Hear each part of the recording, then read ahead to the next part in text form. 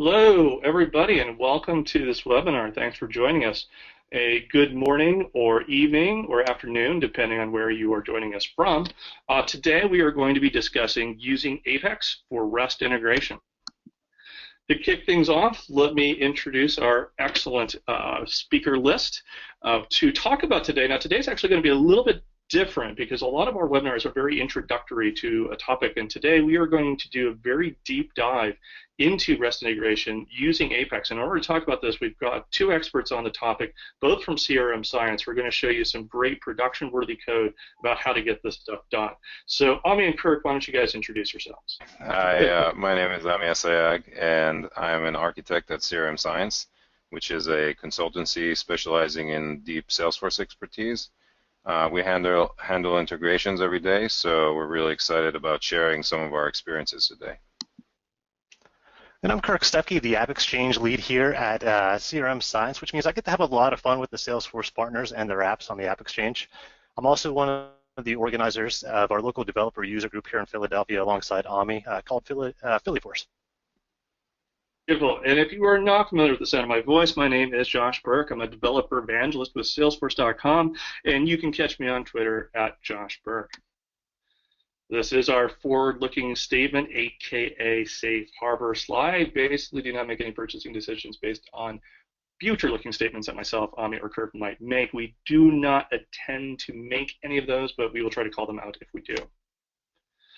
You can follow us on your social media channel of choice. We are on Twitter, our official account at Salesforce Devs. You can give us a shout out either during this webinar or after with the hashtag ForceWebinar. We also have a Facebook page, a LinkedIn group, and a YouTube channel.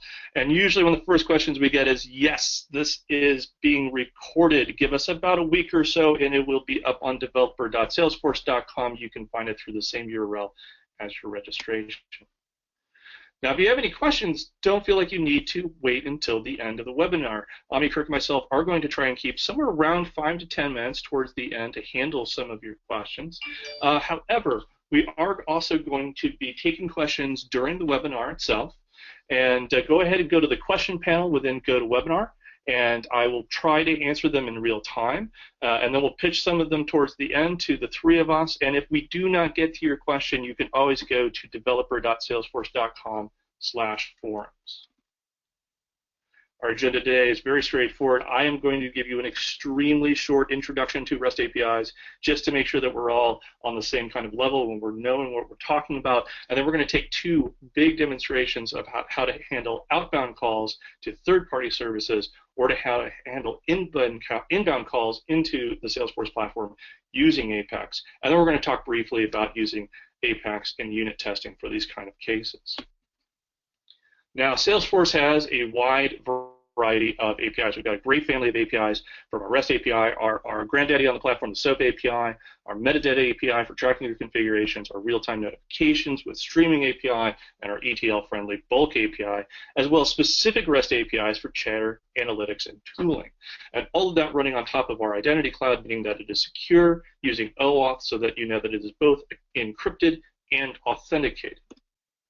But today we're talking very specifically about REST APIs, and REST APIs work in a very specific way. Basically, they work exactly the same way that your browser works when it goes to, say, CNN.com. When it goes to CNN.com, it is doing what we call a GET HTTP request. That's a GET method in HTTP. So it goes to the website, it asks for a GET, and it gets a read. In this case, CNN.com gives it some HTML. Your web browser will then take that and convert it into the web page that you see in your browser. If you, say, posted something through an email form, well, that would be a POST request, and you're going to create some data on the server. REST APIs formalize that down to a series of endpoints, and so say if we get to the URL we see at the bottom here, account/account ID, we're going to get some information about that specific account ID record. Whereas with POST, we would create a new one. With PUT, we would update an existing one. And if we did a delete request against that same URL, then we would probably delete that record. Now, REST APIs do also have some more complicated functions depending on the endpoint, but this is the basics of how to get it to work. And the two main columns are if you can handle HTTP within your language and JSON within your language, you're probably well equipped to deal with a REST API. And on that note, let's ask our first question. How can I call out to third-party endpoints? Well, as it is, Apex is very well suited for this. First of all, as I was saying, if you can handle HTTP, you can handle JSON, you can probably handle REST callouts, and Apex can handle both HTTP and JSON on a native level. It also has some convenience functions, which we're going to see with some of the stuff that Ami is about to show us when it comes to handling things in the background using the @future annotation, or we could even schedule things from a day-to-day basis. If you wanted to, say, call out to a third-party endpoint to get some updates on some records, you could do that every morning by doing scheduled Apex. But to show us some more specifics, I am going to hand things over to Ami, making him presenter. And Ami, show us what you've got when it comes to outbound calls with Apex. Thanks, Josh. So I'd like to start by showing everybody a use case for outbound integration. So let's set up a scenario where we're working in a retirement community, where the residents access a customer community to make and track personal requests. Internally, we then store these requests as cases.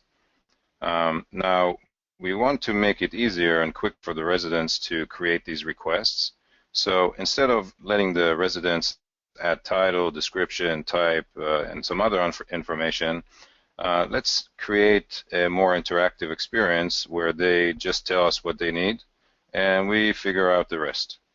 So we can do that by using an IBM Watson, and we can use an API, a service called Natural Language Classifier within IBM Watson.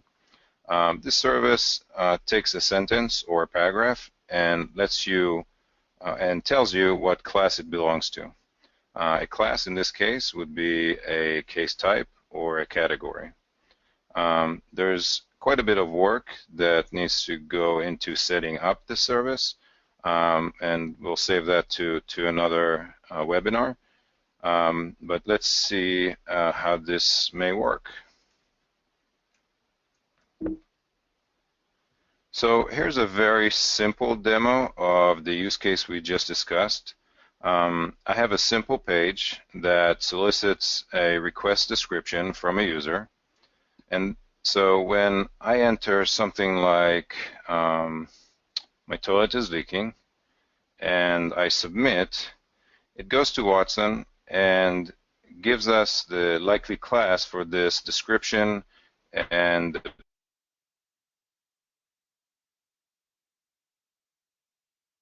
it says it is plumbing, and it's 78% sure that that's the case. Now we can use this information in different ways. We can just store that information and use it for case assignment, or show it back to the user and ask if we're right, and potentially show other likely types. So let's show you a couple more callouts so you see how it works. So let's try something like, please hang a picture in my bedroom. So every time I click submit, it makes a call out to Watson and gives us the response. So for please hang a picture in my bedroom, Watson thinks that he's 88% sure that this is type install. Let's do something like, I have spiders in my bedroom, and submit that, and you can see that it's 80% sure that the type is exterminator. Now, every time we make a call out, we can log that transaction. So let's look at how that looks like. And let's choose the last one. So you can see that we have a lot of information that we can log. In this case, we log the endpoint, including the resource. We can just put the resource. Because every API can have multiple resources, so you usually want to do that. We can say what the method is.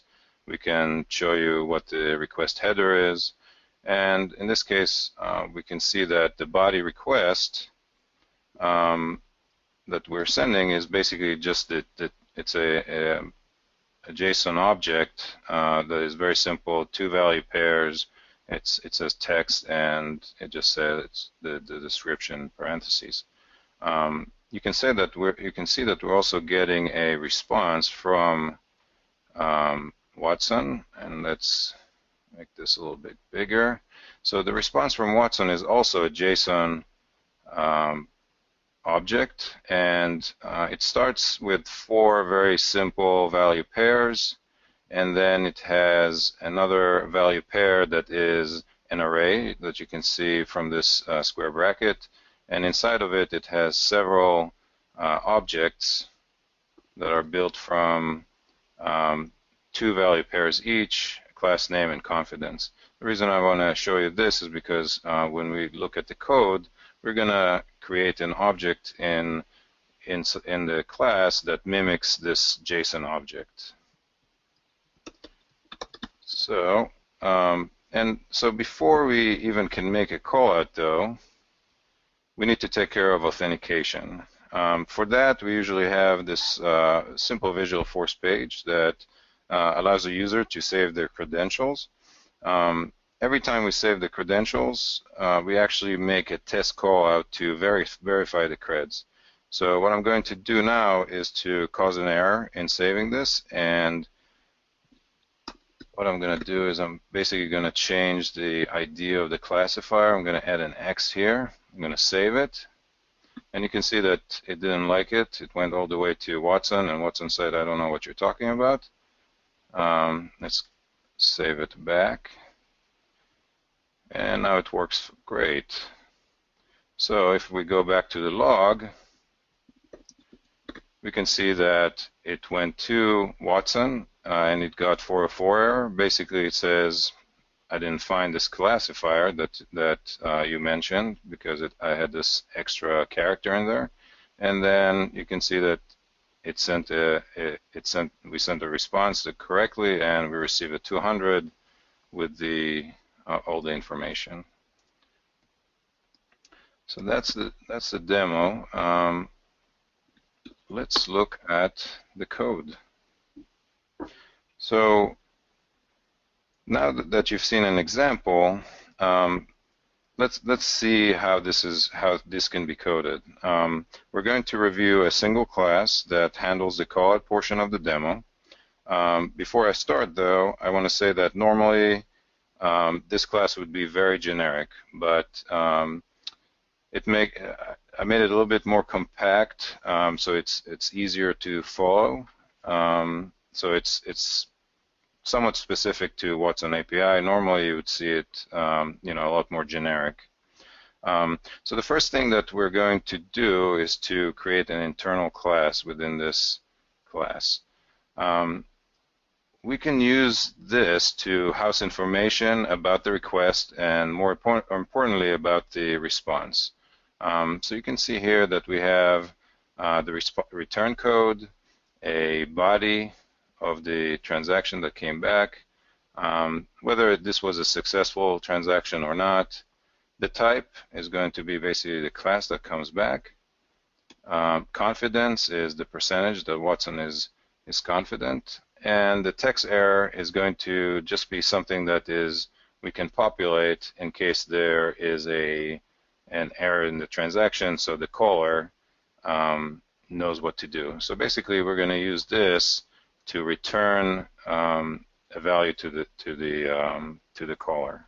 We have the class here that shows you that basically when you instantiate this class, internal class, it basically figures out what's a success, and this is another opportunity for us to customize based on the specification of the API. The next thing that we can do here is create a couple of internal classes that we can use to help us for deserialization. So when I showed you how the transactions look like, the JSON that comes back from Watson, this is exactly what we're trying to mimic here. So we have the 4 value pairs inside this class, which we called classify container, and that includes the just generic stuff, and it has the top class. It also has a list, which is an array of this other internal class called classify class. and that's another object that has the two value pairs that has each class name and confidence. So this very closely mimics what we see on the transaction, and that will help us deserialize in just a little bit. So now we have a class. We basically, anytime you want to make a call out, you call this class, this method, and you just have to send it the description. And what you are looking to get in response is the response variable that or internal class that we created before. So the first thing that we want to do is we want to instantiate one of these responses. Next thing we want to do is we want to get some of these variables from custom setting, like the endpoint, the resource, and also we want to set up the get. So these are the kind of things that usually you save in the custom setting. And actually, if you want to make a really nice generic callout class, you would actually also send that into the class itself. So before we actually make a callout, we want to make sure that we can actually make the callout. So first of all, let's try to figure out if we hit the callout limits.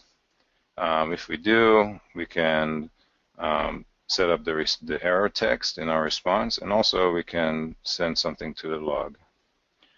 The second thing that we want to check is to make sure that we have all the credentials, so the username, the password, that we have the endpoint and it's not blank, and if it does, again, send an error and send something to the log.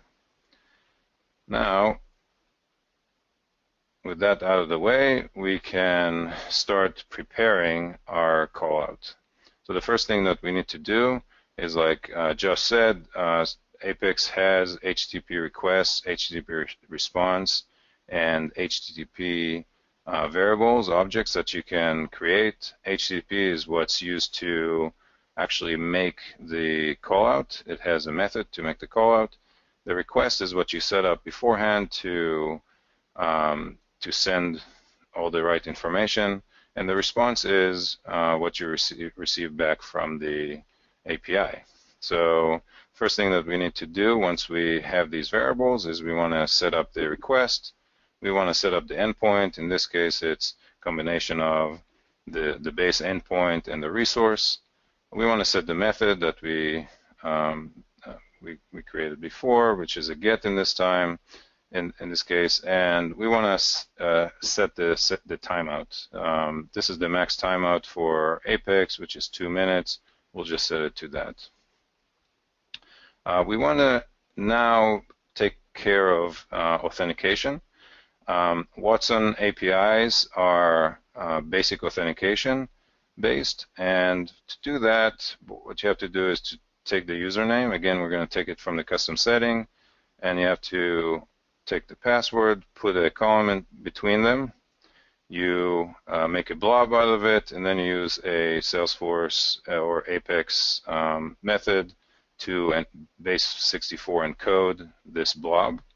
And then it creates this alphanumeric character, long character, and you put it in the header of the request with authorization as the value. We also have to set up a few other things that are required by the API. Accept is a normal header, and then the content type is application JSON because we're sending and receiving JSON. This is usually when you read through an API documentation, you want to see exactly what is required by the API. Sometimes there are other funky headers that are required, and you should probably add. Lastly, we want to set up the body, and in this case, if you remember from the log, we just have to say text. It's a very simple JSON object with one value pair, text, and the description. So our request is ready. So what we can do now is we can try to make the call out. We're going to put it in a try because things happen. The send sometimes fails, and that's an exception. Deserialization fails sometimes, and that's an exception. So you want to put all that in a try. So what we need to do is we basically H is our HTTP object. We're going to use the send method, and we're going to send it a request, and we're going to return we're going to put all the response in the response HTTP. Then we're going to put the status code and the body of the response into our own internal class. That will also tell us that whether it's successful or not, so we can check that. And if it is successful, we can start working with the response. So you're getting a response, which is a JSON object. What we have to do first is we're going to use the classify container that we created before. That's the internal class that is really contains a second internal class. And we're going to deserialize it, or basically deserialize the body into this classification variable. So first thing, we need to make sure that we actually got a response back. So it's not null, it's not empty, and so forth. If it is, again, send or value the error text and send something to the log. If everything is good, then basically we can start doing the real business of what happens once the response comes back. And this is mostly where most of your code is going to happen when there is a callout, because now you have some business logic to handle. In this case, it's very simple because we just have to do a couple things. First of all, we want to again log that this was successful. We can take the top class because we deserialized into classification. We can very simply and easily move that into the response that we're going to return to the caller. And then we're going to just very quickly go through all the classes, make sure that we find the correct class, and get the confidence. Once we get the confidence, which is a percentage, we can just break. Last few things that we have here is just to handle if the transaction failed or if there's an exception in the try. So we just have to log the error and return or validate the return. And finally, we just return this internal structure that the caller can then decipher to figure out what to do next. So that's really a very simple version of what you can do when you make a call out.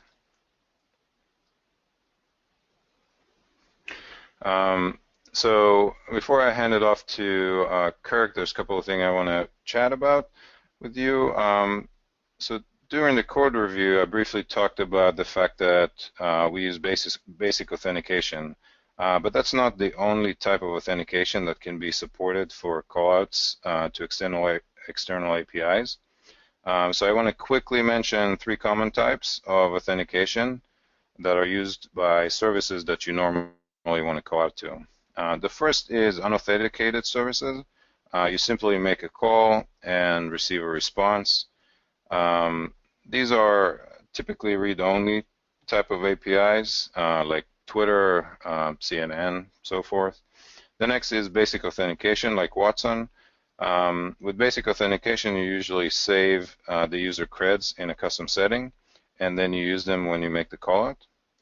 And the last one that I'm going to cover today is auth, which is a little bit more involved type of authentication. And you normally have to code an OAuth handshake process that basically allows a user to enter their creds directly into the service that we need to call out to. And then once that's done, that service sends you a unique token that you can store in a custom setting. Sometimes it's multiple tokens if you have a refresh token. And then when you make the call out, you get these tokens from a custom setting instead of the actual username and password. So since we have a limited time today, and actually tons more to cover, I want to mention just a few more things before moving on to inbound. So typically, a REST service, they usually use JSON responses and requests. And Salesforce has several methods to easily serialize and deserialize JSON objects, both untyped and typed, so it's very useful. Occasionally, you see payloads that are XML-based, even though it's REST. But even for that, Apex provides very convenient methods to write and read XML. Another consideration is the fact that you sometimes need to delay commits, and you have to do that because DML and callouts operations have to be in a certain order at times. A classic example of that is when you make a callout just to find that your token expired. At that point, you need to make a callout with your refresh token, and then use the return session token to make the original call again. So in that case, you actually made 3 callouts in one execution, and you also need to commit the token back into the custom setting, as well as maybe logs, and you have to do some other DML for some other information. So what you need to do here is to actually keep all these records in memory until your last callout, and then commit all at once. Next thing is the platform also gives us the ability to make asynchronous callouts. So I usually like to have the calling method synchronous, and then when you need to specifically make it asynchronous, you create an add future pass-through method to call that. And lastly, we can use callouts in batch processes, which is actually really useful when you want to do like really large sync jobs. One of the main things that you want to be worried about here is to make sure that your batch sizes are not too big to cause CPU limit exception. So even though sometimes you can make more callouts, you actually don't want to make all these callouts because the processing after the callouts will take just too long. So that's a very brief overview of outbound integration. I'll pass control back to Josh to expand on some inbound customizations with Apex. So again, thanks Josh, thanks Ami. Now that we've covered making callouts to the remote systems from Salesforce, we're going to talk about the inverse. How can we set up Salesforce to accept inbound requests from those remote systems? And using that retirement community as an example, let's go ahead and imagine a scenario where they have an existing third-party service that handles community member tickets. These tickets, again, would be things like residents needing assistance changing light bulbs or moving furniture. And upon the creation of these requests, the organization would like to send these tickets and their information into Salesforce. And of course, one way to do this is going to be through an exposed Apex REST class. Now, the standard Salesforce APIs are great, but custom Apex REST classes are going to offer many advantages. And you'll see in the upcoming demo, we can include custom processing of the request details on the Salesforce side, and you'll actually see how we take the request payload and turn it into usable objects. We'll be using the tidbits of the information to look up contacts and cases and begin working with those.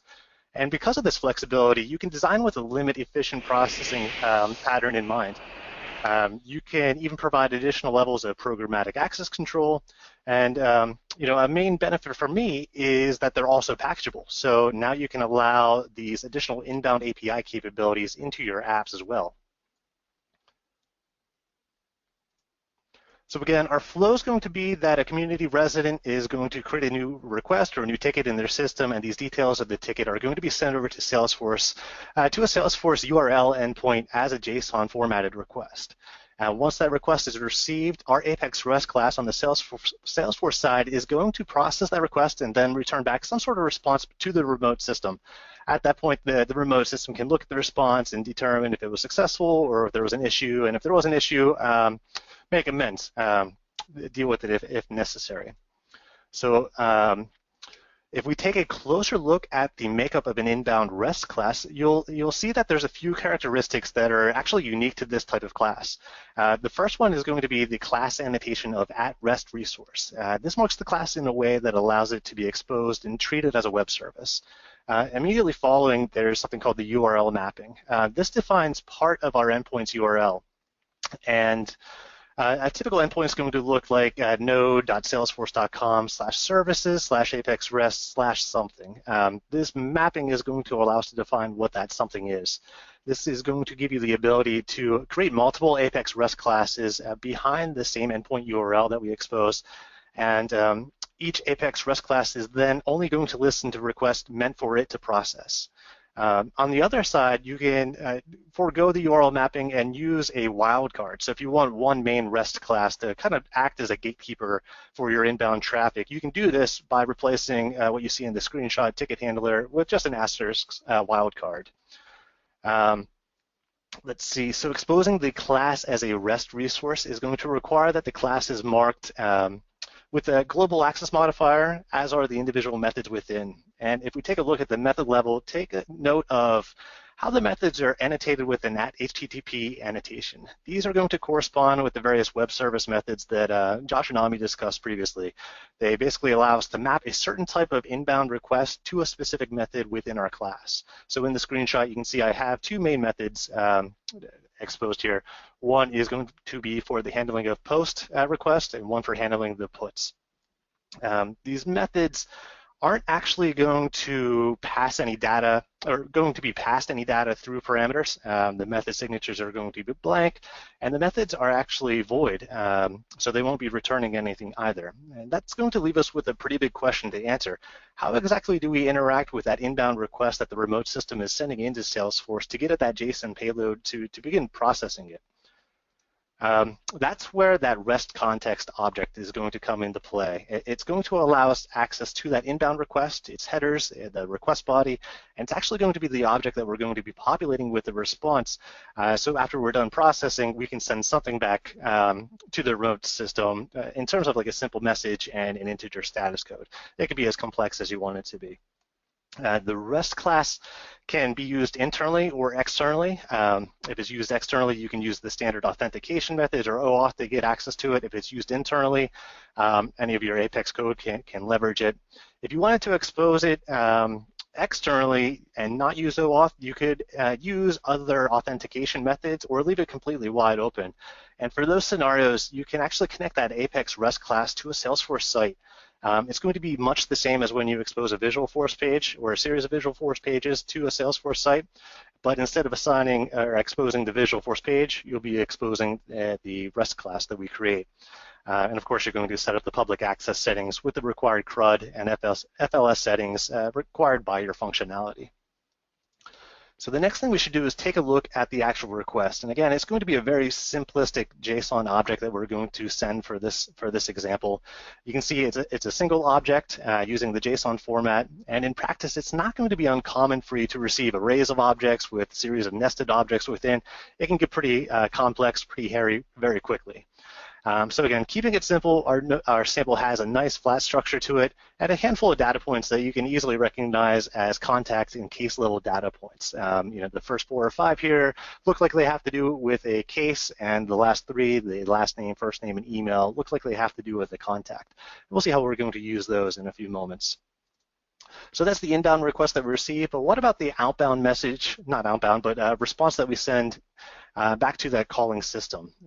So once we process that request, we need to prepare a response, and it's going to be JSON formatted as well. We're going to use that container strategy that Ami demonstrated earlier, and within that container include 2 data points, one a response message as well as an integer response code. At this point, I'm going to jump over to Dev Console so we can take a deeper look into what that class looks like. Let's see here. Let me double check that I'm still sharing my screen. It looks like I am. You can stop me if I'm not, but what you should see on the screen right now is the dev console.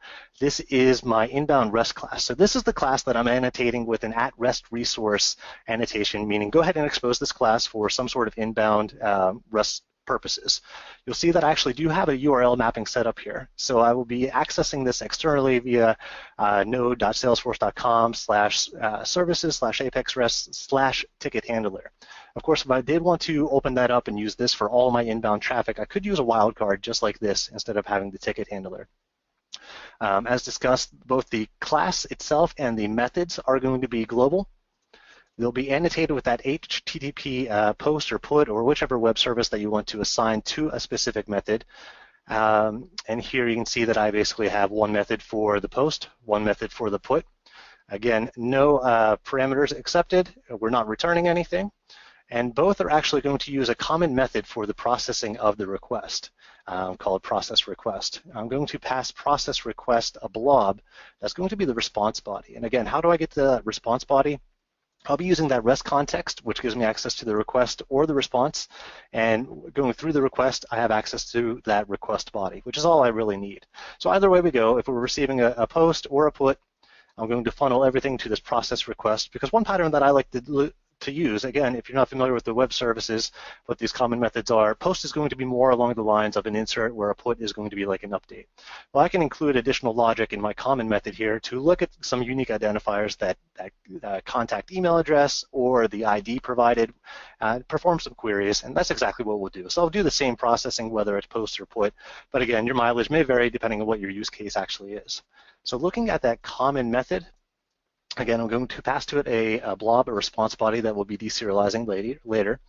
Right out of the gate, I want to set up two properties just for helping in the response generation, a Boolean for whether it was a success or a failure, and some sort of message. So if I encounter some sort of error, I can provide some details back to that calling system.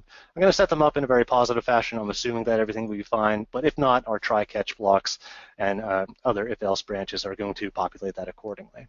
So again, just like Ami had demonstrated, I'll wrap everything in a try-catch just because we're working with remote systems. Remote systems change all the time. They may become unavailable. Let's just account for the unpredictable here. So once we get into our try-catch block, the first thing we'll do is make sure we have a valid response body, or at least a response body that looks like it can contain some JSON. And if so, we're going to do a type deserialization here. So we'll use the response body, the string version, the response body, and deserialize it into one of two of my inner classes. One inner class, which I have at the bottom here, is going to contain the same exact data points that the inbound JSON is sending over to us. Again, you can see data points for the contact and then some data points for our case record. I also have a class to be used for the generation of the response with those two data points, the response code, as well as the message that we'll send back. So we'll look at that at the end of the method, but just take note that I have two, one for response, one for what we receive inbound for the JSON, so we can do that deserialization. So I deserialize into an instance of that class that we just looked at. I'm going to call it request. I'm going to set up two variables for the two S objects that we know we're going to be working with at some point, contact and a case. The next big blocks that I have here actually deal with the contact and then the case. They're going to follow a very similar format where I'm going to check for some sort of unique identifier. For contact, it's going to be request email, and for case, it's going to be a request ID. If I do have one, what I will do is I'll query that object. So for contact, it's going to be an email. I'm going to try to do a quick query to find some matching contacts. If I find one, great. I'm going to assign it to my property and use it going forward. If I don't find one for whatever reason, I'm going to go ahead and instantiate and populate a new contact based off the details of the request that we received. So I'm going to use that dotted notation to get access to the first name, the last name, the email. And at that point, we should have a nice contact that, whether it existed or we created it, we can do some additional fancy processing, whatever we need to do here. And finally, of course, if we've made updates or we're creating new, we can do an upsert on it. So very much the same thing going on for the case side. We do the query, we assign the results to our case object. If we don't, we create a new one and populate it with the details, this time request description, subject, and type. Again, we'll have a case object to work with, and we can do really anything we want off of that. If you can do it in Apex, you can do it here. Then we perform the upsert on the record. If we inserted or updated, it's up to date. And we're going to skip over this part because this is going to happen asynchronously. But assuming everything was fine, what we do, we've already set up the response. We've got details. We have a new REST response, and we're going to pass to it our actual response details.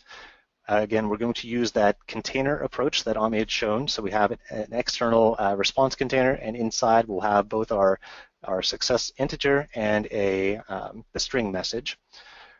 I've got an if-else branch here that if we weren't able to pull out a request body, an inbound request body, will provide back that it failed, and the remote system must provide a valid request body. If we caught an exception, I'll do the same thing.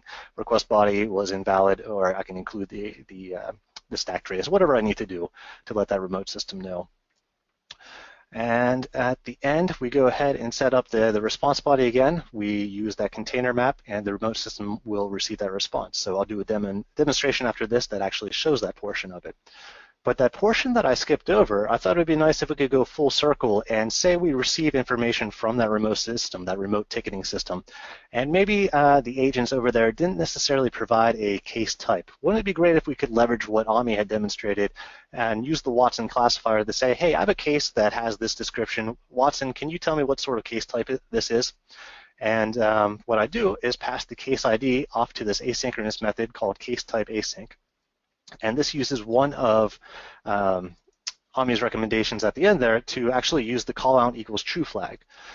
Set it to true, it's asynchronous, and what we do is pass it the case ID. So this is going to spin off a new asynchronous process. It has the case ID. We do a quick query for that.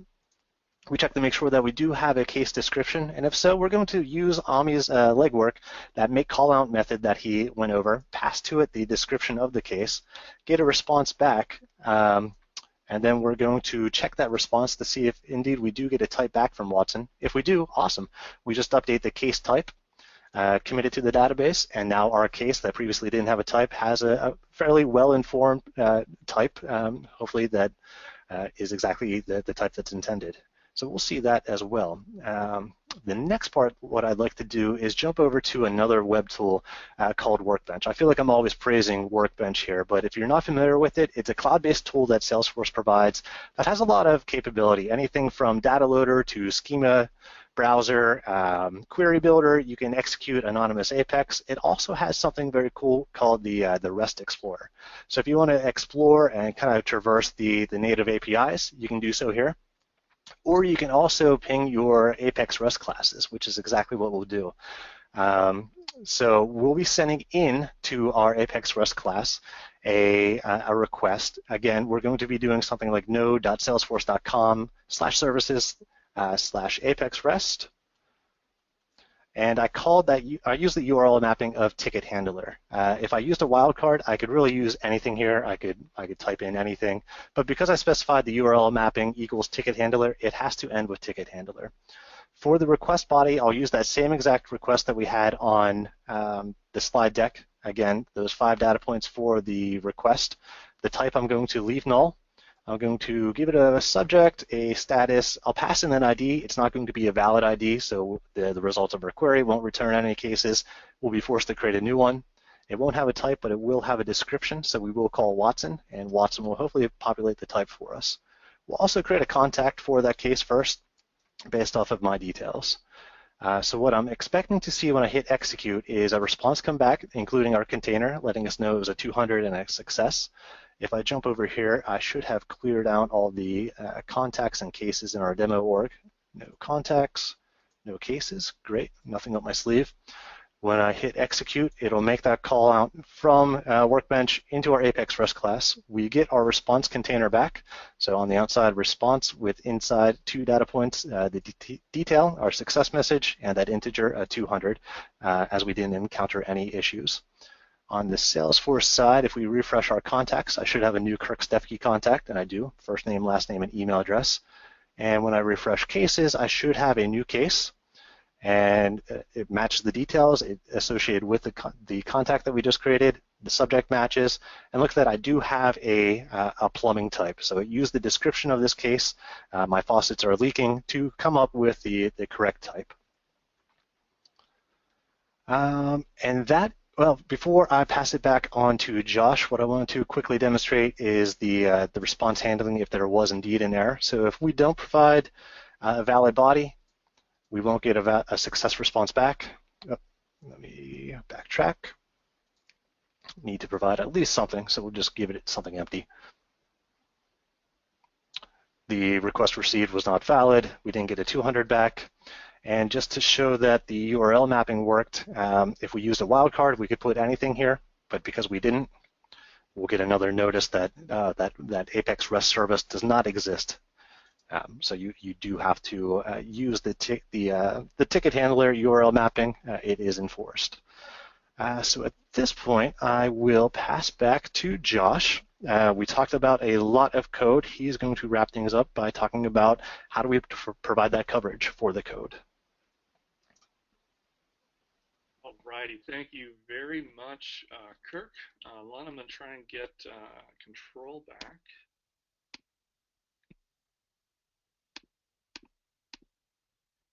And there we go. If everybody can't see my screen, which should say custom Apex REST endpoint right now, please let me know.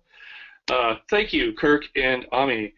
First of all, I want to say that, once again, what we're trying to show you here is not just little code snippets as illustration, but we're really trying to show you production-worthy code. And both in Kirk and Ami's examples, we're seeing very common patterns that people are going to be using, things like using Apex classes to match the data types that can be easily serialized from JSON, wrapping the functionality within container classes, and being able to do things like log the interactions and give us custom feedback when it comes to the JSON responses and things like that. So a great introduction / deep dive into how we can use Apex in the real world to handle Apex REST, both inbound and outbound. Now we come to a question of how do I test all of this stuff? We want you to be able to pull this into your production server, but if you can't get unit test coverage, obviously that's not going to happen. Now I'm going to caveat these next few slides because Kirk, Ami, and myself really wanted to be able to give you more of a full section on unit testing. However, what we found was that that section in and of itself was about 30 to 40 minutes of material. And so instead of trying to get too into the weeds of it, what I want to do is actually kick it over to a couple of pieces of content from Kirk himself. So Kirk had a Dreamforce session at this last Dreamforce 2015. If you go to bit.ly web service testing session, and remember that all bit.ly links are case sensitive, so capital W, S, T, and S are necessary. This is a great example of how to unit test your web services into Salesforce itself. And he also has a blog post, bit.ly Apex callout test blog. And we'll try and get these links either out to you or in the chat, or they will be in the recap if you come back to developer.salesforce.com. This is a great blog post about doing Apex callouts and how to get unit test coverage with them. So again, it's a fairly complicated topic. However, we're going to pull into Q&A. If you've got specific questions about testing, please let us know. We've got the experts right here to talk about it. But before we get into the questions, just a few notes. This is actually one of the questions that came up at the panel. Do we have a Trailhead module on all this? Yes, we do. Make Trailhead your next step and earn the Apex integration badge. Run over to Trailhead, and you can find that either by going down to the keywords of Apex, or I believe it is in the intermediate developer trail. So go to trailhead.salesforce.com and earn your badge on all of the stuff that we're talking about here. And please give us your feedback, good, positive, otherwise. Just give us a shout out. Anything is great. We do take this feedback extremely seriously. It helps us make our webinars more effective down the road. If you would like to see a webinar on unit testing, specifically either for Apex REST, or a whole webinar on maybe unit testing other aspects of Apex, or another advanced topic on Apex that you're curious about but maybe you haven't had a chance to deep dive into and see some real code about how to work, give us all of this feedback. We really want to hear from you. It really does help us make our jobs easier down the road. And then finally, we are going to take your questions at least up to the hour. We will see if we actually might go a little bit past the hour. Ami and Kirk and myself are okay with hanging around a little bit if necessary. Let me get to a few of the basic questions that we were getting to first. One, which is an extremely common question that I get, when should we use REST versus SOAP API? And this is, this is a little outside of the topics that we've got right now since we're focusing on REST, but it's a very common developer question. So let's at least try to tackle it to a certain extent. One thing is that we're not going to be able to answer this necessarily decisively for you. This is something that's kind of a due diligence sort of thing. What I have found is that, for instance, the REST API is very useful for mobile devices because it's extremely lightweight. It's also great if you've got a language like Node or Ruby, which is really good at handling HTTP and JSON, and so you can talk to those endpoints directly. SOAP, on the other hand, is great if you can consume a WSDL. Actually, I apologize. I think in our chat we said an ETL. That should be a WSDL file, which makes it very easy for C# and Java programs to talk to a SOAP to talk to a SOAP endpoint. Ami or Kirk, do you guys any other scenarios that you guys can think of which really call out to you like this is a great use case for REST versus SOAP? I think that when you call from within Salesforce to outside, it really depends of what's available to you. If the same source has both API and SOAP, I would use REST. I mean, it's a lot simpler to use. You have a lot of more control over the request and the response. Now, if you're calling from outside of Salesforce into Salesforce, because you have both, I would, always use REST. It's just that much simpler. Excellent. Another question, and this comes up. Actually, I want to kick one off really quickly. This is going to be the super fast answer. However, here when we develop on the Salesforce platform, we do have a tendency to throw out a lot of jargon and abbreviations and just sort of assume that everybody's following along. We did get a question about what DML is. DML stands for Database Manipulation Language, and it's basically all the verbs that we use in Apex, like insert, update, delete, upsert, in order to manipulate our language. So when Ami was talking about DML commits, he was saying that there are specific orders of execution that you might have to do when it comes to operating against that data. Another question, do you need to create a connected app for someone to read, for example, the API of the account URL that I was showing in a previous slide? So no, it's actually interesting because we're talking about two different but very similar things. The REST API itself just needs a valid session or access token. That can be conferred through our normal OAuth flow, which doesn't necessarily require a connected application.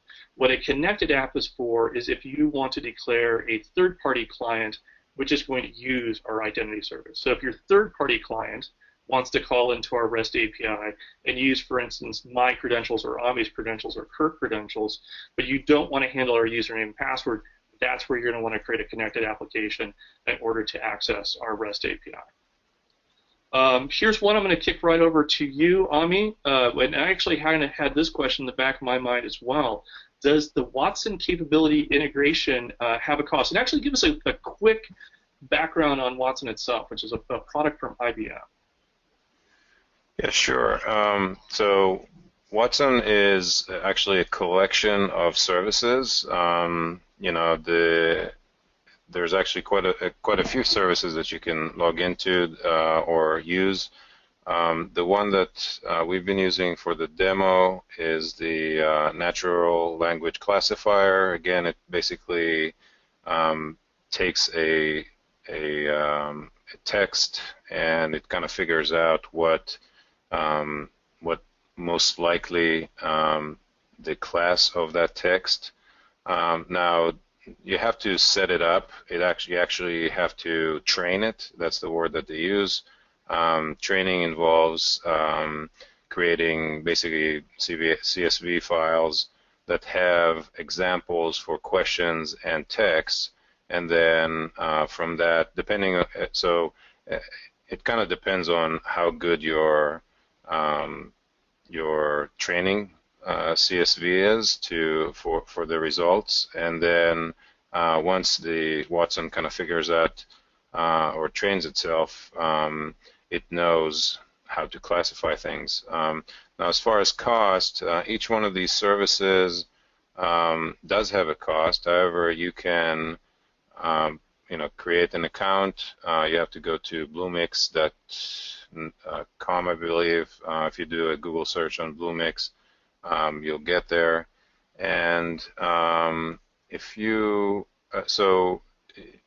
create a free account, you can actually create a classifier. You can actually use any of the other APIs for free to kind of set up and test and so forth. And then once you want to make it production ready, you can actually add a credit card, and basically the payment is per transaction, and it's some fraction of a cent per transaction. So depending on usage, it could get up there, but I think it's fairly marginal cost.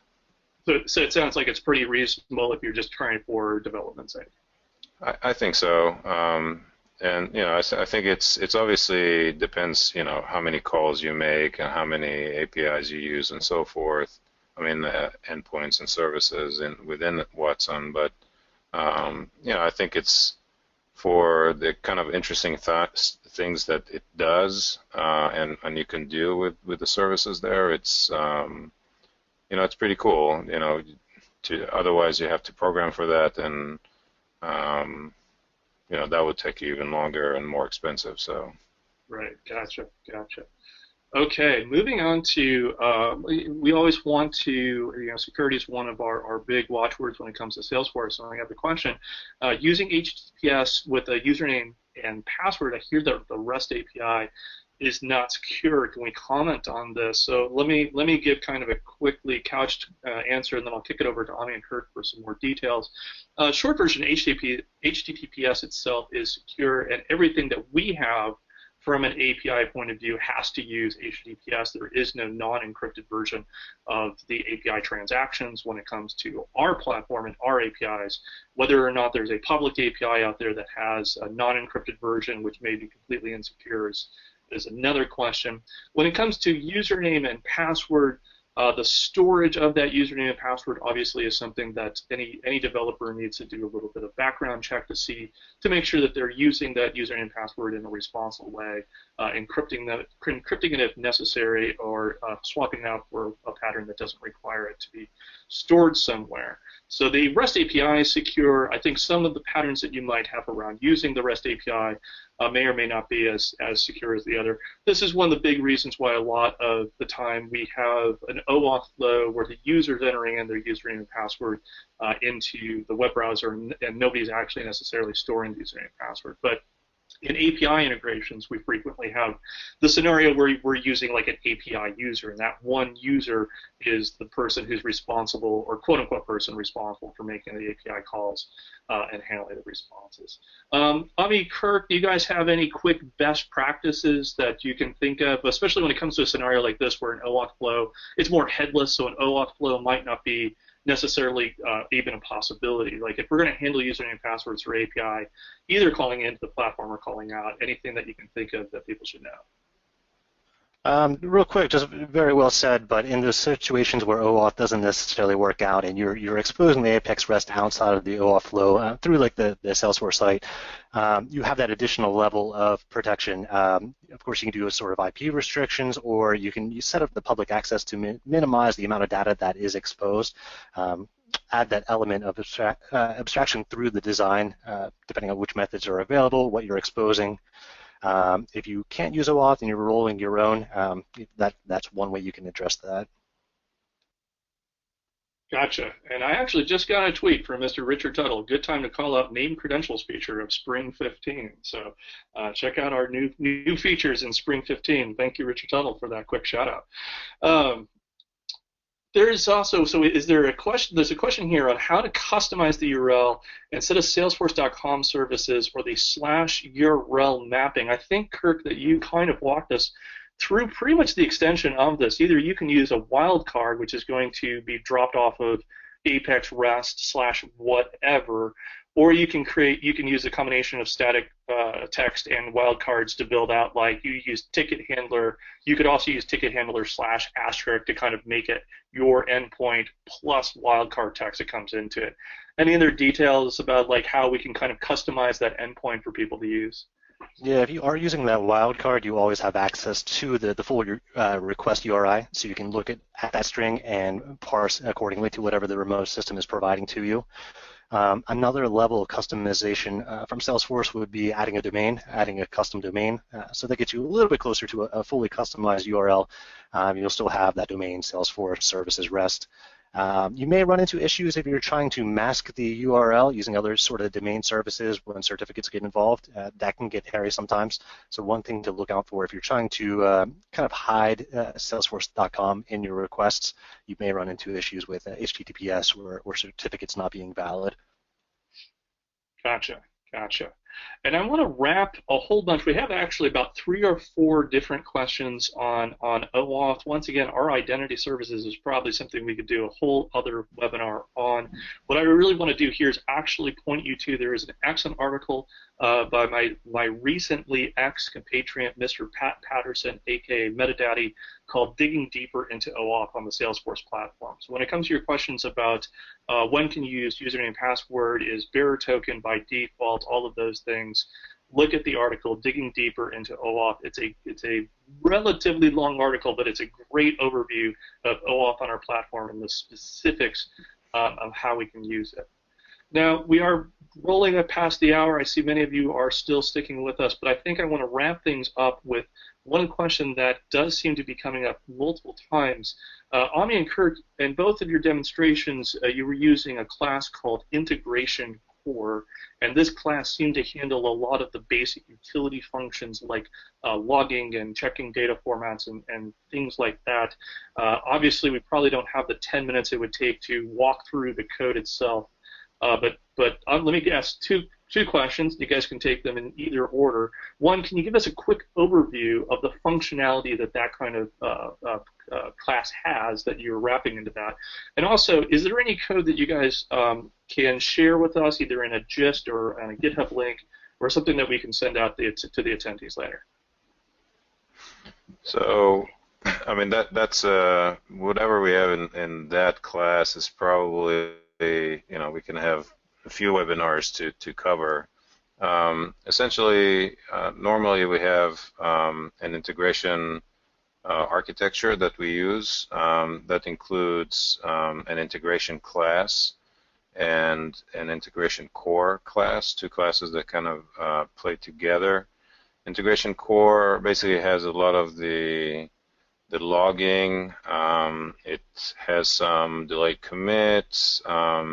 It has some of the authentication in the cases of more complex authentication, like OAuth, in case, to handle, refresh token situations and things like that.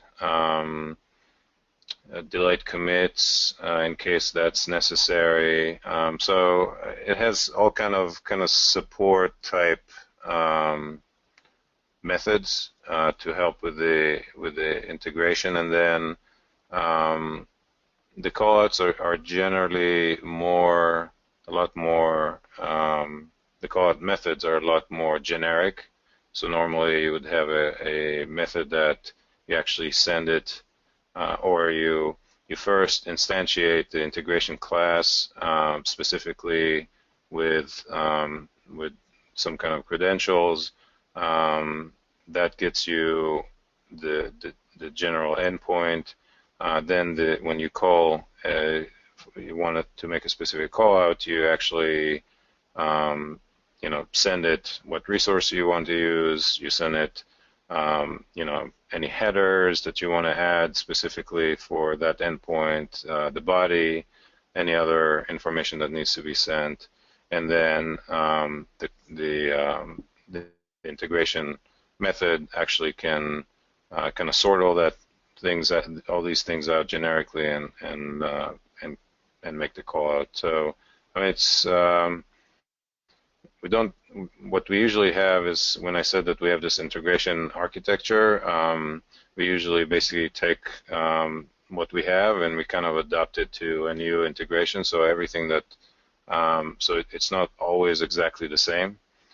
For this purpose, we kind of, took a lot of code out and just left and again, like I said in my demo, we kind of we made it a little bit more specific, not as generic, just so it's easier to run through a demo. It's quite involved, so we can do other webinars on that if there's interest. Right. But what you're saying is that what we saw here today is really the implementation level stuff, specific HTTP callouts, handling the JSON responses, the things that are kind of unique when we say we're going to do an Apex callout, whereas integration core is doing the grunt stuff. It's doing the more baseline stuff that you had the slide on other considerations. It's kind of handling those other considerations. Yeah, definitely, and most of the time the business logic, once you go through, the transaction was successful. Well, first of all, you set up the request, the transaction was successful, you deserialize, that was successful, you get a response.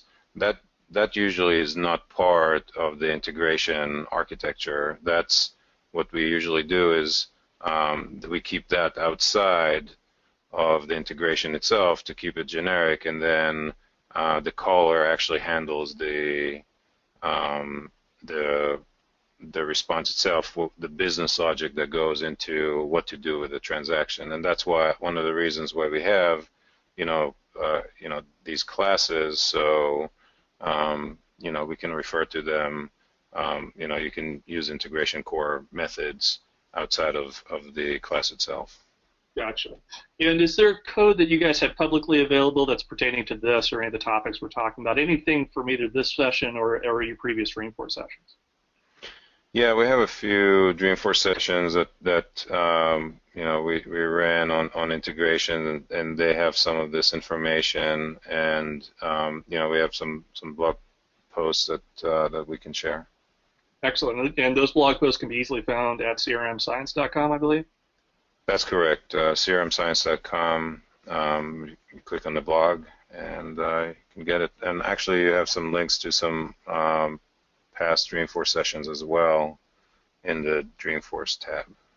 Gotcha. All right, one last question. There was some logging that we saw, kind of the top level of. What are your guys'? There's many ways you can log these responses results. Whether something was successful or fail. There's not necessarily one right way, but what's your guys' preferred method of logging? Are you creating custom objects and tracking those? Or are you trying to handle that through some kind of file creation, or what do you guys do? So I can jump on this one. We do use, a lot of the times, a custom object to hold our API transactions, we'll call it. This will be anything inbound or outbound, including the request, the headers, the body, the response that's received. I think the one big practice is to ensure that you have various debug log levels included as well, especially speaking from the App Exchange side, where we're creating App Exchange apps that are either sync apps or making callouts or receiving inbound requests from other systems. Have a way to throttle down, instead of logging everything, log just the errors or log nothing at all. Introduce debug log levels into your code. That's something that is handled within the integration core, that class that was brought up earlier. In addition to that, you obviously can generate a lot of traffic. Say someone installs it, I think the go-to default for upon installation or setup is going to be at the error level. But in case someone swaps it over to, say, debug, we want to capture everything, they leave it on for a few weeks, you can generate quite a large number of records. So have some sort of self-cleanup process as well, not just to remove them after X amount of days, X amount of weeks, but remove them from the recycle bin as well. I mean, if you're not using it within, let's say, 4 weeks, 8 weeks, whatever it may be, let's just do a hard delete on them and free up your customer space. Gotcha. Sounds great, and great stuff, gentlemen. Thank you very, very much. We're going to go ahead and call that a wrap. I want to also thank Lana, our silent organizer, who's been making sure that everything's been running smoothly, and also obviously thank everybody for joining us today. Thanks for your attention, and hopefully we'll see you next time we have a Force.com webinar. Have a good day, everybody.